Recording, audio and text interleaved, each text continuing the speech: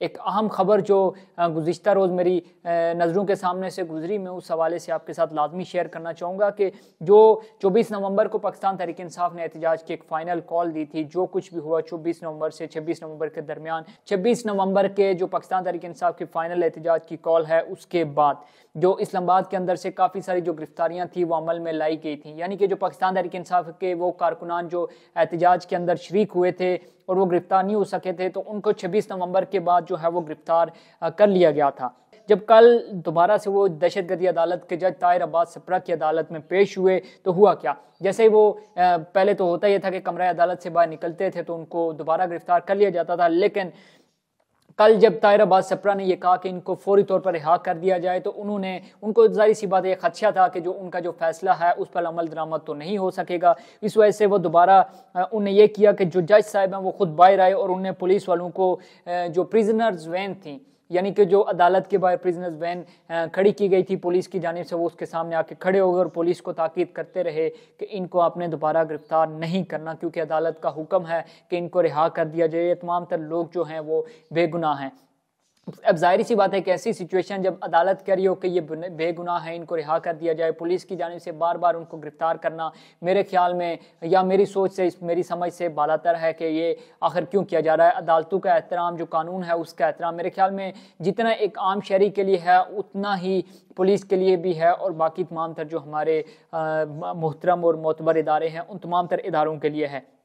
दूसरी अहम खबर, जो स्टेट बैंक ने शरह सूद है उसमें कमी कर दी है और शरह सूद में 2% कमी की गई है। यानी कि शरह सूद जो थी वो 15% थी, अब वो कम होकर 13% पे आ गई है। दूसरी जानिब अगर हम बात करें, जो पाकिस्तान स्टॉक एक्सचेंज है वो इस वक्त तारीख की बुलंद तरीन सतह पर है और 1,15,000 से ज़्यादा जो पॉइंट्स है वो इस वक्त स्टॉक एक्सचेंज उसके साथ कारोबार वो कर रही है। तो बात करेंगे जो पाकिस्तान, जो स्टेट बैंक ऑफ पाकिस्तान है उसने जो शरह सूद में कमी की है उस हवाले से देखें, काफ़ी सारे जो माशी माहिरीन हैं या तमाम तर लोग हैं जो इसको बेहतर तरीके से माशियात को जानते हैं या समझते हैं, वो ये कह रहे हैं कि जो शरह सूद में कमी की गई है 2%, यानी कि पिछले जून जुलाई से लेकर अब तक 5 बार जो शरह सूद है उसमें कमी की गई है। हमने देखा था कि एक वक्त में जो शरह सूद है वो 22% तक चला गया था, लेकिन अब उसमें 9% तकरीबन कमी हुई है और वो 13% तक आ गया है। जो माशी माहिरीन हैं वो ये कह रहे हैं कि शरह सूद कम होने से जो महंगाई है वो तो कम नहीं होगी, लेकिन जो महंगाई, जो इन्फ्लेशन रेट है यानी महंगाई बढ़ने की जो शरह है वो कम लाजमी होगी। यानी कि अगर फॉर एग्जाम्पल कोई चीज़ है, एक पेन है, वो अगर 2023 में 10 रुपये का था और 2024 में वो 20 रुपये का हो गया, तो 2025 में ये जब इन्फ्लेशन रेट या जो इन्फ्लेशन रेट है उसकी बाद ये जो पेन की कीमत है वो 25 रुपये होगी बजाय इसके कि 30 रुपये हो। यानी कि वो बढ़ने, जो इन्फ्लेशन रेट है, जो महंगाई बढ़ने की शरह है वो कम हो जाएगी। बहरहाल इसके हवाले से या इसके अलावा अगर बात करें तो जो स्टेट बैंक की तरफ से जब जो मॉनेटरी पॉलिसी ऐलान की, जो अनाउंस की गई है और शरह सूद में कमी गई है, इसके बहुत से और भी फ़ायदे हैं। आप ज़मीन खरीदना चाहें, प्रॉपर्टी खरीदना चाहें, गाड़ी वगैरह या लोन वगैरह इंस्टॉलमेंट पे कोई भी चीज़ लेना चाहें तो आपको जो इंटरेस्ट रेट है वो काफ़ी कम हो जाएगा और काफ़ी ज़्यादा जो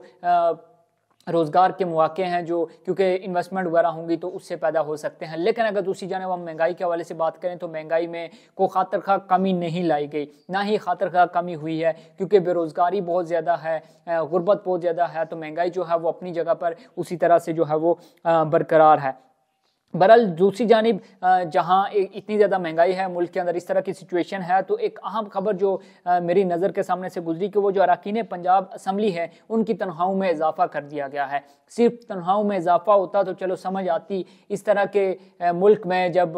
काफ़ी ज़्यादा बहरान का शिकार हो, हम IMF के प्रोग्राम में जा चुके हों और काफ़ी ज़्यादा टैक्स पे टैक्स लग रहा हो और गरीब आवाम ही सबसे ज़्यादा टैक्स पे कर रही हो, तो उस सिचुएशन में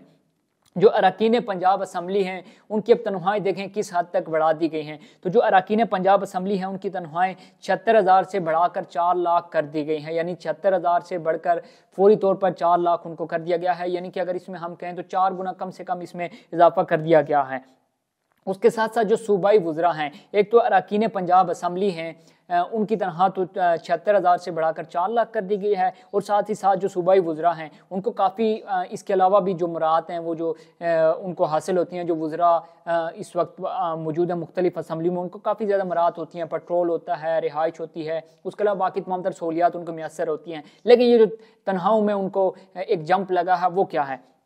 अब जो सूबाई वुज़रा हैं उनकी तनख्वाह 1 लाख से बढ़ाकर 9,60,000 कर दी गई है, यानी तकरीबन 9 गुना इजाफा जो है इनकी जो तनख्वाह है उसमें कर दिया गया है। और काम क्या, जो एक गरीब आवाम के लिए, एक आम आदमी के लिए इन्हें कुछ इकदाम उठाने होते हैं, उनके हक़ के लिए इन्हें आवाज़ उठानी होती है, उनके लिए इकदाम करने होते हैं, वो तो हमें होते हुए नज़र नहीं आते, क्योंकि गरीब गरीब से गरीबतर होता जा रहा है और अमीर जो है वो अमीर से अमीरतर होता जा रहा है।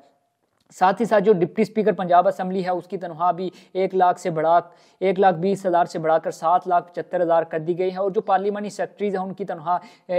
83,000 से बढ़ाकर 4,51,000 हो गई है। अब देखें इस तरह की सिचुएशन है कि जो 76,000 जिसकी सैलरी थी उसकी बढ़ाकर 4 लाख कर दी गई है, जिसकी सैलरी 1 लाख थी उसकी सैलरी बढ़ाकर 9.5 से 10 लाख कर दी गई है। एक ऐसी सिचुएशन जब मुल्क काफ़ी ज़्यादा बुरानों का शिकार हो, काफ़ी ज़्यादा मुल्क की जो हालात हैं वो ख़राब हों, ऐसी सिचुएशन में इस तरह का जो तनख्वाहों का इजाफा है या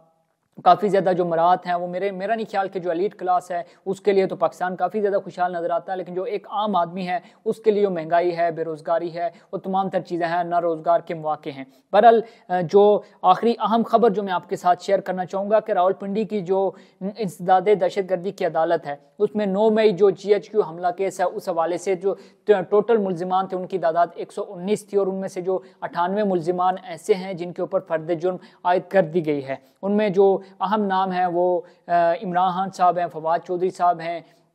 यास्मीन राशिद साहिबा हैं, उसके अलावा और भी बहुत से प्रोमिनेंट नाम हैं। पाकिस्तान तहरीक इंसाफ की जो मेन क़यादत है उनके ऊपर जो है फर्द जुर्म आयद कर दी गई है। और जो GHQ गेट हमला केस है उसके अंदर अब आने वाले दिन जो हैं लग ये रहा है कि जो पाकिस्तान तहरीक इंसाफ है या पाकिस्तान तहरीक इंसाफ के जो कायदीन हैं, मरकज़ी रहनुमा है, उनके खिलाफ जो 9 मई के केसेस हैं उनके हवाले से एक फैसला कुन कार्रवाई होने जा रही है और अदालतों से बहुत जल्द बहुत अहम फैसले होने जा रहे हैं। लेकिन दूसरी तरफ क्योंकि अगर हम इसको वसी तनाज़र में देखें तो जो अमेरिका की जो हुकूमत या अमेरिका का जो सेटअप है वो चेंज होने जा रहा है, तो उस सिचुएशन में आया इस तरह की जो तमाम तर चीज़ें हैं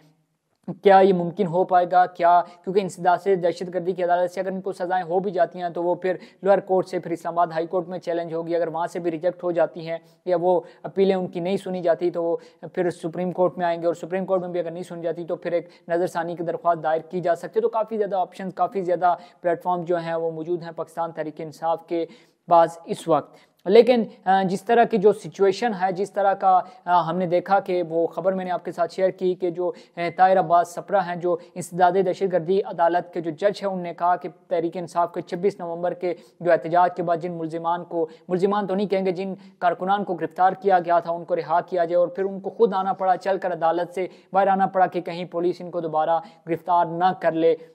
तो ऐसी सिचुएशन हो, मेरे ख्याल में ऐसी सिचुएशन में जो अदालतों का एहतराम है, जो हमारा